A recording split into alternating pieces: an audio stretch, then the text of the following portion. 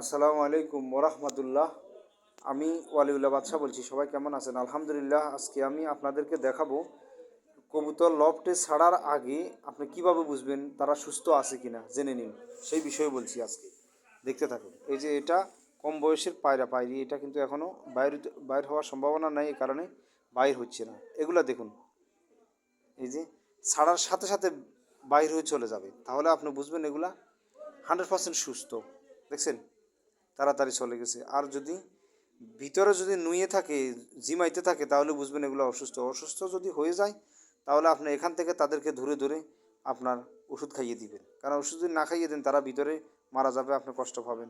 এই যে দেখছেন, সবগুলা কবুতর ছাড়ার পরে বাইর হয়ে যাবে। দেখছেন, একদম চঞ্চল দেখবেন যখন, তখন বুঝবেন এটা সুস্থ আছে। তো এই যে সুস্থর কথা বললাম, দেখছেন যেগুলো সুস্থ, এগুলো এই যে বাইর হচ্ছে, দেখছেন এই যে বাইর হচ্ছে সবগুলা, দেখুন। আর ডিম নিয়ে যারা বসে আছে বা খড় টানতেছে, এরা তখন ডিম দেওয়ার জন্য প্রস্তুতি নিতেছে।